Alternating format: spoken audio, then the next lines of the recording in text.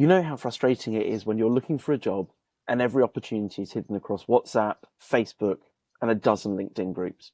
Well, my guest in this episode didn't just deal with it, she solved it. Chloé Bertrand is the founder of AfroRama, a fast-growing job board connecting global organizations with social impact talent across Africa. This is how she built it from a LinkedIn page during a pandemic. Let's jump in. Chloé Bertrand, thank you so much for joining me today. Thank you for having me, Martin.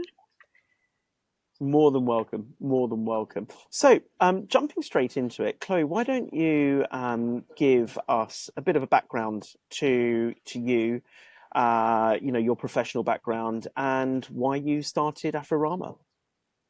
Absolutely. So I am an economist. I studied economics and international relations at a bachelor level, and then did a master's in public policy. And I now work in the development finance world of DFIs, and I also run AfroRama, which is a job board focused on social impact opportunities. Fantastic. So, why did you start AfroRama in the first place? Yeah, great question. So I actually started AfroRama when I was looking for a job in this very niche sector of a social impact or an international development. And I was looking for a job focused on the continent, on Africa, or related to the continent, so either based or related to the continent. And I couldn't find actually one centralized platform or website that would do that. I had to always be part of, different networks, LinkedIn groups, Facebook groups, WhatsApp groups. And so as I was looking for a role, I decided to just centralize everything so that it would be useful for others who are also in the same position as I was. And coincidentally, actually, I started during COVID. So actually, the first newsletter went out on the 13th of October 2021. And it was during that time where there were quite a lot of job fairies on LinkedIn. I don't know if you've ever heard of this term. But it's basically accounts that were centralizing opportunities, particularly related to the care, the health, or social impact roles.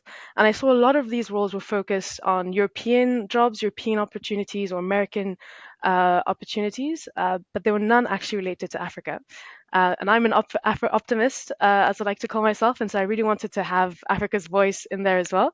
And so that's why I also started posting and becoming a job fairy. Fantastic. So tell me, how did you go about building the original version of AfroRama? It's not a small job building a job board and distributing those jobs out. So talk us through some of the thoughts that went through your head around, building the actual job board, bringing in, finding the jobs to post on there, bringing in companies to post the jobs there, but also finding people to actually apply for the jobs as well.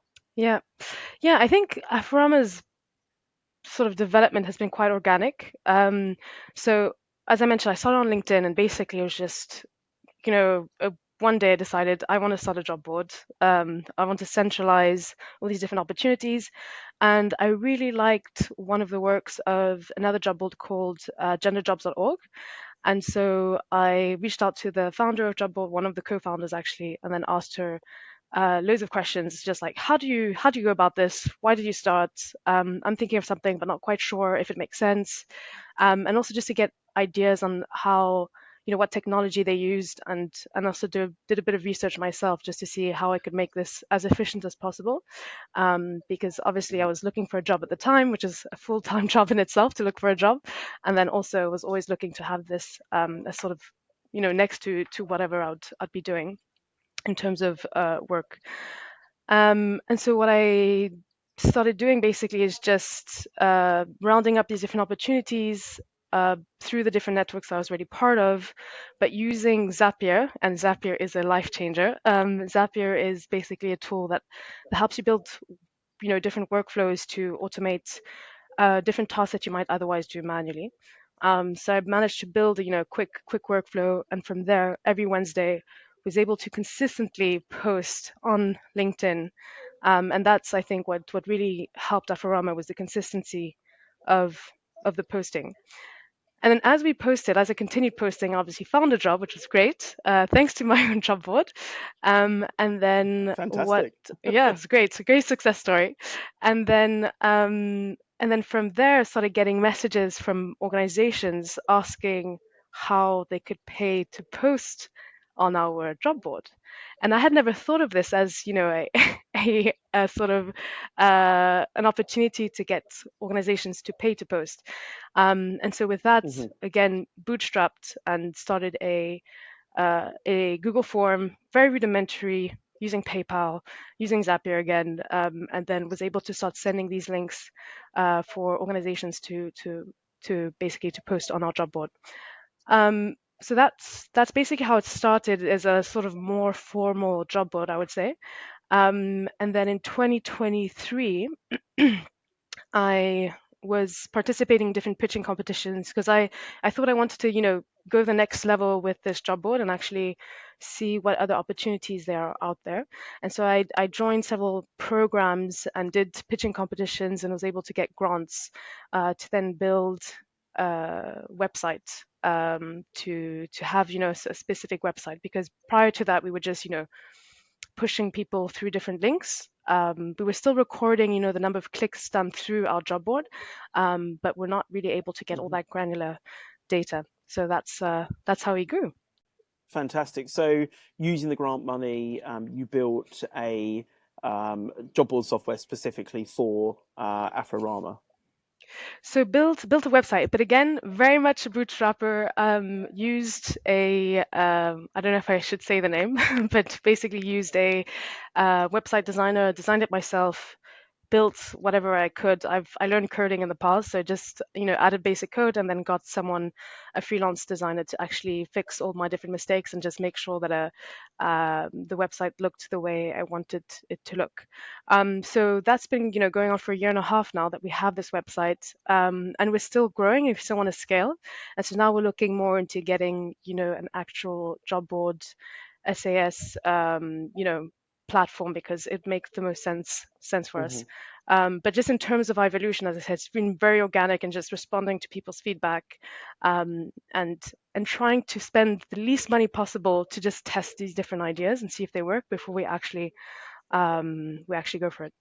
Going back to that moment where you started being contacted by people who wanted to actually pay to use the job board, how long did it take between starting up the LinkedIn group to having paying customers? Yeah. So we actually just posted on a LinkedIn page. It wasn't a group per se. It was just a company page called AfroRama. But it took about in between 8 to 12 months since we before we started posting. And I think it's when the account had reached just close to 12,000 followers.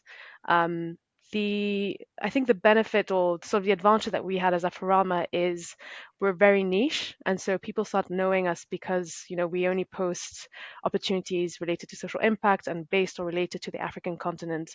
And so we get a lot of organizations who are actually just, looking for the specific talent, particularly in areas that might be more difficult to find talent when you are based in the US or based in Europe. Yeah, no, absolutely, absolutely.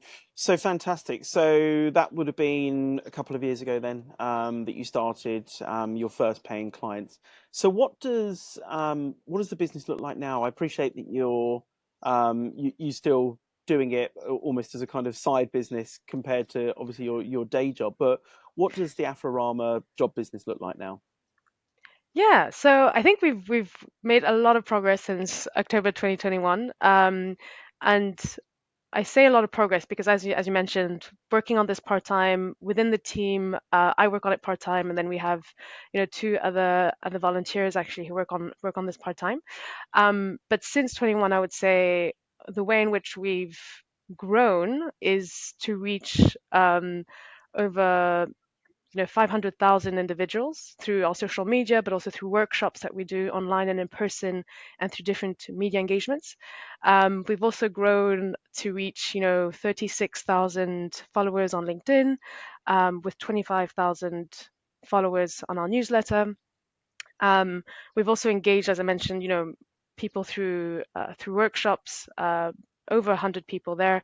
And now we have clients who are quite, the majority are recurring, but I would say, over 30 different clients who are based throughout the world. It's not only big foundations in the US, but also have smaller organizations, for example, based in Namibia. So that's also great to see. And then just as well, another achievement of ours since starting has been we've had different cohorts of volunteers. And so volunteers stay on average 6 months. That's the sort of the program, and some of these volunteers have gone on to get great roles, have used AfroRama as sort of as a leverage, their experiences at AfroRama as a leverage to go on to bigger roles at the UN or other big organizations. So that for us has also Wow. been a success. Oh, that's fantastic. That's fantastic. So not only, helping your, your candidates and your clients kind of connect, but also bringing on board volunteers into AfroRama and actually helping them Exactly. connect with other opportunities as well. Fantastic. It's kind of like a three-dimensional opportunity going on there. So that's wonderful. So in terms of success metrics, you mentioned there about, the number of people that you're engaging with, the number of social media followers, and the number of companies. What does it look like in terms of the number of people that you've actually helped secure employment? Yeah, that is the $1 million question for us. We currently, because of our website, and this is something that we're working on in sort of AfroRama 2.0, is starting to track candidates more. Currently, what we track is, the number of clicks that uh, you know people in general, individuals, have clicked on the apply now button, and then we have discussions with our different clients on as to whether or not they were able to find candidates through AfroRama, but we don't have a specific figure because some of his clients don't disclose, et cetera, et cetera. Yeah. So we don't have that specific metric, but this is something that we are looking to implement in our next version. Yeah, no, it is the $1 million question for a lot of job boards. It's the most difficult metric to track. I was interested whether you cracked the code, but it sounds like you're in the same situation as a lot of people, which is absolutely fine. So, in terms of going back to the kind of monetization piece, then, and you talk about returning customers and all those kind of things. Um, what's been your obviously you have people coming to you in the beginning, but have you spent time building business, actually, outbound outreach? How are you getting business for the job board, especially such an interesting niche such as the one that AfroRama does? Yeah.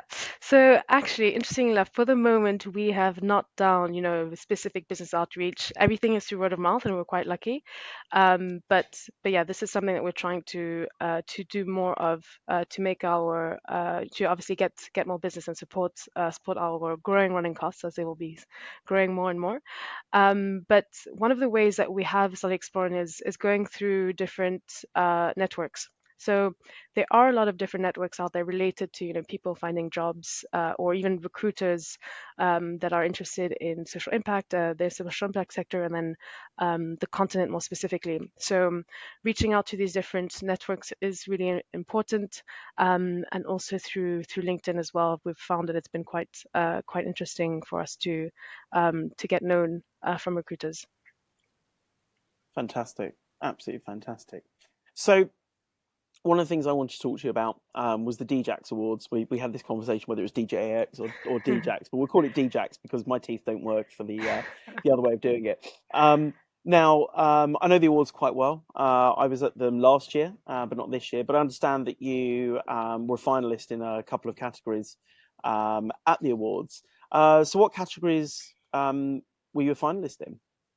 I was a finalist of the category Most Outstanding Impact, and then the second one was for Best Niche Job Board, I think. I need Fantastic, to double fantastic. check No, the no, wording.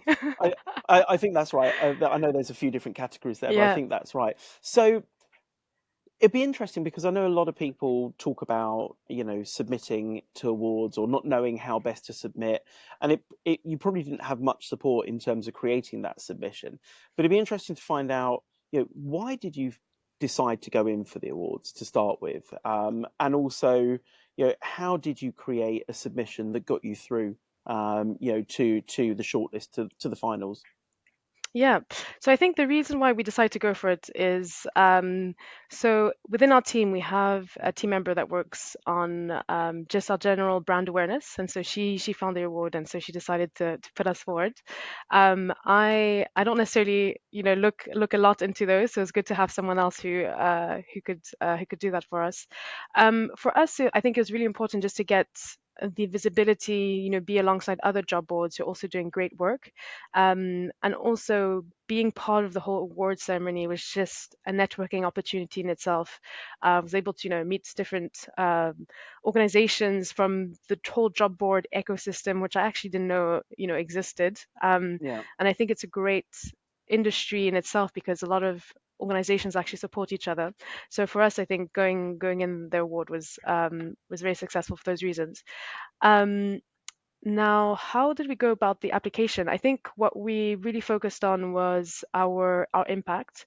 So sharing these different impact metrics, everything that we've been able to achieve in a very concise manner. Our submission was actually really really small, like short paragraphs, straight to the point, but just really to show what we've been able to achieve given our limited resources, and also what we're looking to further achieve going down the line. Well, I'm sure that a lot of people are going to be getting in touch because it's a real secret sauce putting together a submission for an awards that actually has an impact. So maybe maybe shortened to the point is probably the secret sauce that people need to start thinking about rather than long rambling submissions. So there we go. You might have people getting in touch, but I think that having that under your belt is superb. And just to really kind of put your name out there, and like you said, the kind of brand awareness would be absolutely superb as well. So it's really, really interesting. So one of the things that I like to ask people who come on to this series is to look back a little bit and think about back in October 2021 when you were first launching AfroRama as an idea, because we can't really call it a job board, but it was a LinkedIn page and an idea. Um, if you could go back in time and have a word with your past self, what would you tell that person? What would you tell them to do differently that might be that might mean a different outcome for you? Yeah, I think the biggest advice I'd give my my former self would be from the outset to think of it as a business. I really thought about it as with other job fairs, at the time we were just doing it because we really wanted to support people finding jobs, particularly during COVID. It was a tough time for everyone.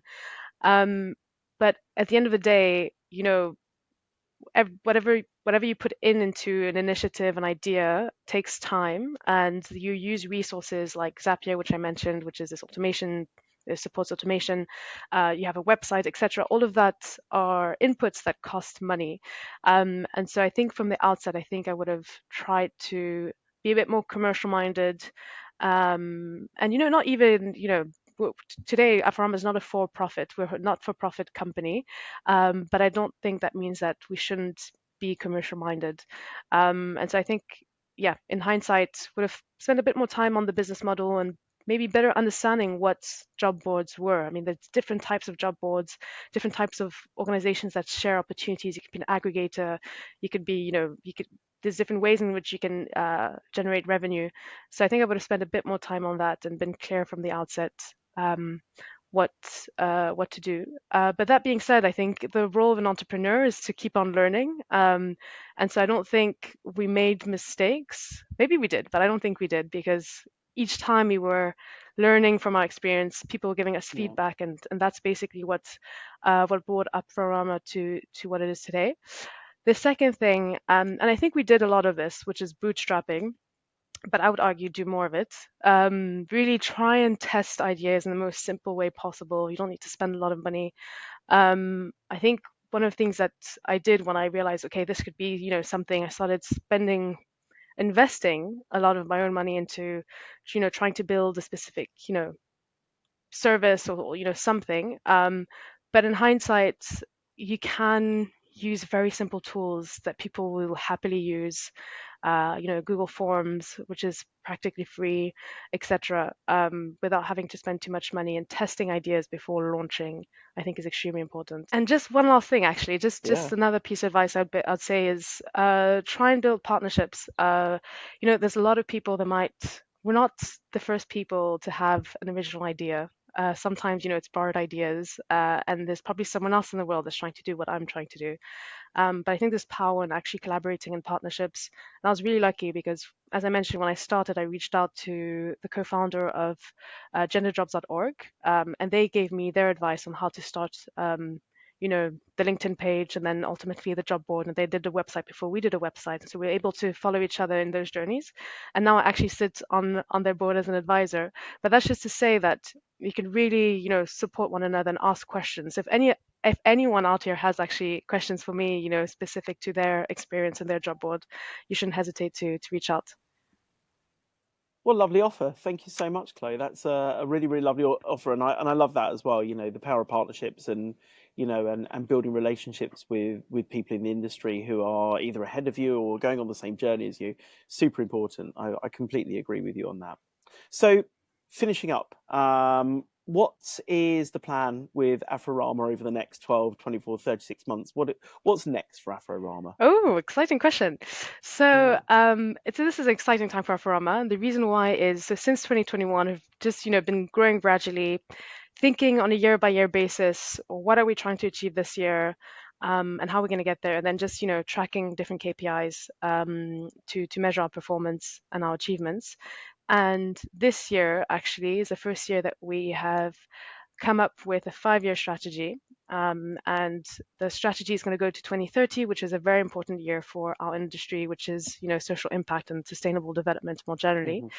Hmm. And we're looking to scale and really have, more impact in the number of individuals that are able to find roles through AfroRama, but also the companies, and increase that.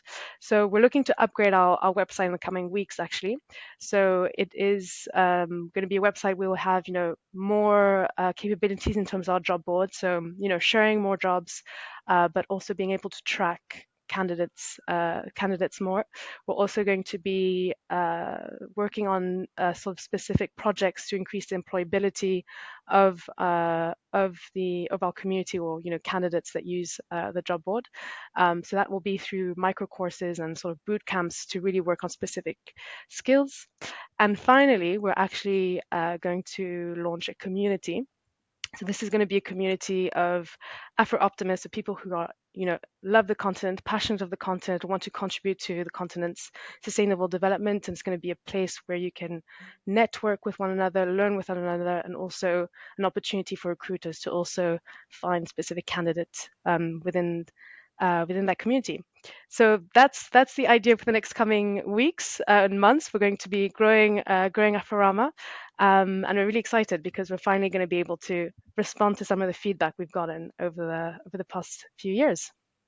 That sounds fantastic. So I feel like you're kind of almost saying that the next kind of weeks and months is the growing up phase of AfroRama. You're really kind of coming into your own by the sounds of it, and love that thought of developing a community around a job board as well. I think a lot of people have thought about that, so I'm very interested in circling back at some point over the coming months and finding out just how those initiatives have gone. But on that note, Chloe, thank you so much for taking the time to share the benefit of your story with us. Thank you so much for having me. It's been an absolute pleasure. Absolute pleasure. Chloé Bertrand, thank you so much.